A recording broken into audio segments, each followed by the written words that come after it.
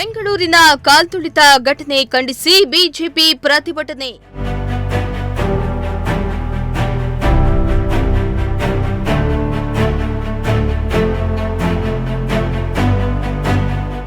ತುಮಕೂರಿನ ಟೌನ್ ಹಾಲ್ನಲ್ಲಿ ಪ್ರತಿಭಟಿಸಿ ಆಕ್ರೋಶ.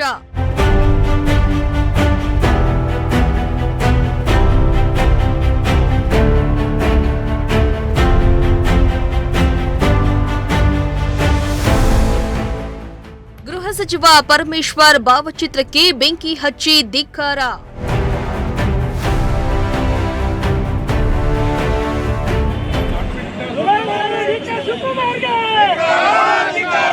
ಬೆಂಗಳೂರಿನ ಚಿನ್ನಸ್ವಾಮಿ ಕ್ರೀಡಾಂಗಣದಲ್ಲಿ ನಡೆದ ಕಾಲ್ತುಳಿತಕ್ಕೆ 11 ಮಂದಿ ಸಾವನ್ನಪ್ಪಿದ್ರು. ಘಟನೆ ಸಂಬಂಧ ರಾಜ್ಯದೆಲ್ಲೆಡೆ ಆಕ್ರೋಶ ವ್ಯಕ್ತವಾಗಿತ್ತು.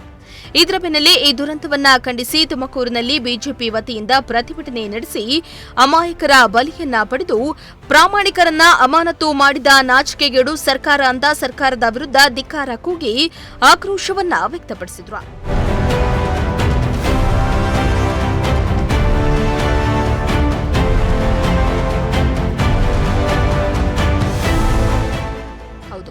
ತುಮಕೂರಿನಲ್ಲಿ ಬಿಜೆಪಿ ಜಿಲ್ಲಾಧ್ಯಕ್ಷ ರವಿ ಹೆಬ್ಬಾಕ ಹಾಗೂ ವೈಎಚ್ ಹುಚ್ಚಯ್ಯ ನೇತೃತ್ವದಲ್ಲಿ ಟೌನ್ ಹಾಲ್ ವೃತ್ತದಲ್ಲಿ ಪ್ರತಿಭಟನೆ ನಡೆಸಲಾಯಿತು. ಪ್ರತಿಭಟನೆಯಲ್ಲಿ ಬಿಜೆಪಿ ಮುಖಂಡರು, ಕಾರ್ಯಕರ್ತರು ಸೇರಿದ್ರು.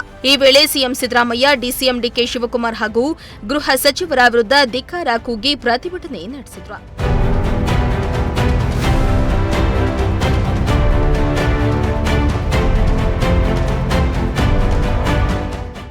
ಸ್ಥಳದಲ್ಲಿ ನೆರೆದಿದ್ದ ನೂರಾರು ಕಾರ್ಯಕರ್ತರು ರಾಜ್ಯ ಸರ್ಕಾರದ ನಿರ್ಲಕ್ಷ್ಯವನ್ನ ವಿರೋಧಿಸಿ ಘೋಷಣೆಗಳನ್ನ ಕೂಗಿದ್ರು. ಈ ವೇಳೆ ಬಿಜೆಪಿ ಹಿರಿಯ ಮುಖಂಡ ವೈಎಚ್ ಹುಚ್ಚಯ್ಯ ಮಾತನಾಡಿ, ಬೆಂಗಳೂರಿನಲ್ಲಿ ನಡೆದಿರುವ ಕಾಲ್ತುಳಿತ ದುರಂತಕ್ಕೆ ಸರ್ಕಾರವೇ ನೇರ ಹೊಣೆ. 100ಕ್ಕೆ 100ರಷ್ಟು ಗೃಹ ಸಚಿವರ ವೈಫಲ್ಯವೇ ದುರಂತಕ್ಕೆ ಕಾರಣ. ವಿಧಾನಸೌಧ ಮತ್ತು ಕ್ರೀಡಾಂಗಣ 2 ಕಡೆ ಮಾಡಿದ್ದು ದೊಡ್ಡ ತಪ್ಪು. ಆದರೆ 2 ಕಡೆ ಕಾರ್ಯಕ್ರಮ ಮಾಡುವ ಅಗತ್ಯ ಏನಿತ್ತು? ಒಂದ್ ಕಡೆ ಮಾಡಿದ್ರೆ ಸರಿ ಇರೋದು. ಈ ರಾಜ್ಯದ ಗೃಹ ಮಂತ್ರಿಯಾಗಿ ಅರಿವಿದ್ದರೂ ಪರಮೇಶ್ವರ್ ಆಲಸ್ಯ ತೋರಿದ್ದಾರೆ. ಈ ಕಾರಣಕ್ಕೆ ಅಲ್ಲಿ ಅಪಘಾತ ಸಂಭವಿಸಿ ಸಾವು ನೋವುಗಳಾಗಿವೆ ಎಂದು ಸರ್ಕಾರದ ವಿರುದ್ಧ ಕಿಡಿಕಾರಿದ್ರು. 100ಕ್ಕೆ 100 ಪಟ್ಟು ಅವರ ವೈಫಲ್ಯ, ಗೃಹ ಸಚಿವರ ನಡವಳಿಕೆ ವೈಫಲ್ಯ. ಅದು ನಾನು ಅವರಿಗೆ ಜವಾಬ್ದಾರಿನೇ ಇಲ್ಲ, ಯಾವುದನ್ನು ಕೂಡ ಗಂಭೀರವಾಗಿ ತಗೊಳ್ಳೋದೇ ಇಲ್ಲ ಅವ್ರ ಜವಾಬ್ದಾರಿಯನ್ನು. ಅವರು ಏನು ಅದು ಹೊರಗಡೆ ನಡೆದಿರುವಂಥದ್ದು, ಇಲ್ಲಿ ಒಂದು ಕಾರ್ಯಕ್ರಮದಲ್ಲಿ ನಡೆದಿರುವಂಥದ್ದು, ಅಲ್ಲಿ ಒಂದು ಕಾರ್ಯಕ್ರಮದಲ್ಲಿ ನಡೆದಿರುವಂಥದ್ದು. ಇವರು ವಿಧಾನಸೌಧದ ಮುಂದೆ ಮತ್ತು ಕ್ರೀಡಾಂಗಣದಲ್ಲಿ ಯಾಕೆ 2 ಕಡೆ ಮಾಡಬೇಕಾಗಿತ್ತು? ಚಿನ್ನಸ್ವಾಮಿ ಕ್ರೀಡಾಂಗಣದಲ್ಲೇ ಎಲ್ಲರೂ ಹೋಗಿ ಕುಳಿತುಕೊಂಡು ಅಲ್ಲೇ ಸಂಭ್ರಮಾಚರಣೆ ಮಾಡ್ಬೋದಾಗಿತ್ತು. ಅದನ್ನು ಮಾಡಲಿಲ್ಲ. ಇವತ್ತು ಯಾವುದೇ ಒಂದು ಯಾರಾದರೂ ಒಂದು ಮನೆ ನಾಯಿ ಸತ್ತರೆ ಅದ್ರ ಬಗ್ಗೆ ಕ್ರಮ ವಹಿಸುವಂಥ ಯಜಮಾನ ಇರ್ತಾನೆ. ಈ ರಾಜ್ಯದ ಗೃಹ ಮಂತ್ರಿಯಾಗಿ ಅಲ್ಲಿ ಕಾರ್ಯಕ್ರಮ ನಡೀತದೆ ಅಂತ ಅನ್ನೋದ್ರ ಬಗ್ಗೆ ಅರಿವು ಇದ್ದಾಗಲೂ ಕೂಡ ನೀವು ಅಲ್ಲಿ ವ್ಯವಸ್ಥೆಯನ್ನು ಸರಿಯಾದ ರೀತಿಯಲ್ಲಿ ನಡೆಸ್ಕೊಳ್ಳಿಲ್ಲ ಅಂತಂದರೆ ಯಾರು ಹೊಣೆ? ಅದಕ್ಕೆ ಅದು ದುರ್ದೈವ. ಒಬ್ಬ ಕಮಿಷನರ್ ಅವರ ಆಡಳಿತದ ವ್ಯವಸ್ಥೆಯಲ್ಲಿ ಏನೇನು ಲೋಪ ಆಗಿದೆಯೋ ನಮಗೆ ಗೊತ್ತಿಲ್ಲ. ಅದರ ಬಗ್ಗೆ ನಾನು ಹೇಳೋದಕ್ಕೆ ಹೋಗೋದಿಲ್ಲ. ನಮಸ್ಕಾರ. ಬಿಜೆಪಿ ಜಿಲ್ಲಾಧ್ಯಕ್ಷ ರವಿ ಹೆಬ್ಬಾಕ ಮಾತನಾಡಿ, ಬೆಂಗಳೂರಿನಲ್ಲಿ ಈ ಕಾರ್ಯಕ್ರಮ ಮಾಡುವುದು ಸರಿಯಲ್ಲ ಅಂತ ಇಂಟೆಲಿಜೆನ್ಸ್ ಹೇಳಿದ್ರೂ ಕೂಡ ತಲೆಕೆಡಿಸಿಕೊಂಡಿರಲಿಲ್ಲ. ಕಾರ್ಯಕ್ರಮ ಮಾಡಿದ್ದಾರೆ. ಈ ಕಾರಣಕ್ಕೆ ಇಂತಹ ದುರಂತ ನಡೆದಿದೆ. ಆದರೆ ಸಿಎಂ ಮತ್ತು ಡಿಸಿಎಂ ಇಬ್ರು ಕೂಡ ತಮ್ಮ ವೈಫಲ್ಯವನ್ನ ಮುಚ್ಚಿಡುವುದಕ್ಕೋಸ್ಕರ ಕಮಿಷನರ್ ಮೇಲೆ ಹಾಕಿದ್ದಾರೆ. ಕಮಿಷನರ್ ದಯಾನಂದ್ ಅವರನ್ನ ಅಮಾನತು ಮಾಡಿರುವುದು ದುರಾದೃಷ್ಟಕರ. ಮುನ್ಸೂಚನೆ ಇದ್ರೂ ಕೂಡ ಕ್ಯಾರೆ ಎನ್ನದೆ ಕಾರ್ಯಕ್ರಮ ಮಾಡಿ 11 ಮಂದಿಯ ಸಾವಿಗೆ ಕಾರಣವಾಗಿದೆ ಸರ್ಕಾರ ಎಂದು ಆಕ್ರೋಶವನ್ನ ಹೊರಹಾಕಿದ್ರು. ಸಂಭ್ರಮಾಚರಣೆಯ ಸಂದರ್ಭದಲ್ಲಿ ಇಂಟೆಲಿಜೆನ್ಸ್ ಬೇಡ, ಇದು ಒಪಿನಿಯನ್ ಇರುವಂಥ ಸಂದರ್ಭದಲ್ಲಿ ಈ ಒಂದು ಕಾರ್ಯಕ್ರಮ ಇಷ್ಟು ದೊಡ್ಡ ಸಂಖ್ಯೆ ಸಭೆಯಲ್ಲಿ ಮಾಡೋದು ಬೇಡ ಅಂತಕ್ಕಂಥ ಒಪಿನಿಯನ್ ಇದ್ರೂ ಕೂಡ ನಮ್ಮ ರಾಜ್ಯದ ಮುಖ್ಯಮಂತ್ರಿಗಳು ಮತ್ತು ಉಪಮುಖ್ಯಮಂತ್ರಿಗಳು, ಗೃಹ ಸಚಿವರು ತಮ್ಮ ಪ್ರತಿಷ್ಠೆಗೋಸ್ಕರ ಈ ಒಂದು ಸೆಲೆಬ್ರೇಷನ್ಸನ್ನು ಮಾಡಿ 11 ಜನ ಅಮಾಯಕರನ್ನು ಬಲಿ ತೆಗೆದುಕೊಂಡಿದ್ದಂಥ ಈ ಸರ್ಕಾರದ ವಿರುದ್ಧ ಇವತ್ತು ಭಾರತೀಯ ಜನತಾ ಪಾರ್ಟಿ ಕಾರ್ಯಕರ್ತರು ಪ್ರತಿಭಟನೆಯನ್ನು ಮಾಡಿದ್ದೇವೆ.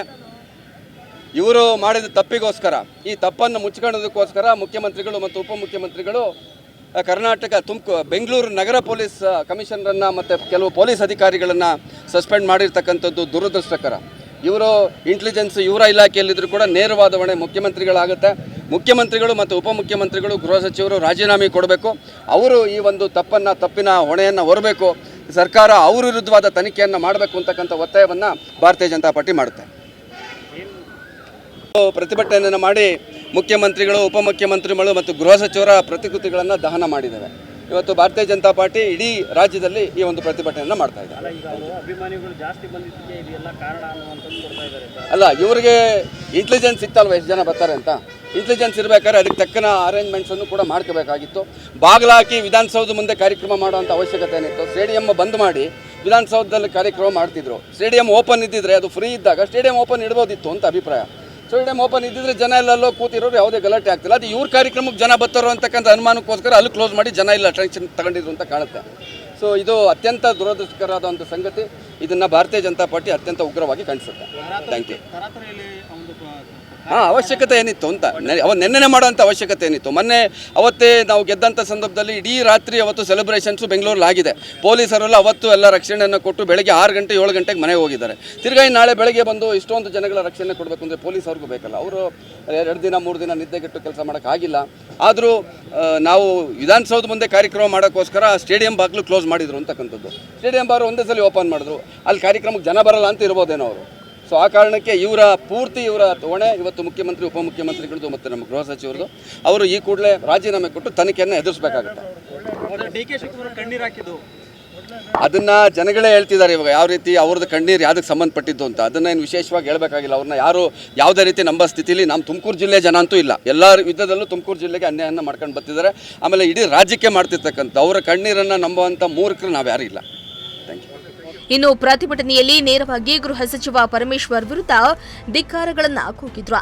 ನಂತರ ಗೃಹ ಸಚಿವರ ಭಾವಚಿತ್ರಕ್ಕೆ ಬೆಂಕಿಯನ್ನ ಇಟ್ಟು ಆಕ್ರೋಶ ವ್ಯಕ್ತಪಡಿಸಿದ್ರು. ಬೆಂಗಳೂರಿನ ದುರಂತಕ್ಕೆ ಸರ್ಕಾರವೇ ನೇರ ಹೊಣೆಗಾರಿಕೆಯಿಂದ ತಪ್ಪಿಸಿಕೊಳ್ಳಲು ಅಮಾಯಕರನ್ನ ಬಲಿ ಕೊಡ್ತಾ ಇದೆ ಎಂದು ಸರ್ಕಾರದ ವಿರುದ್ಧ ಹರಿಹಾಯ್ದಿದ್ದಾರೆ.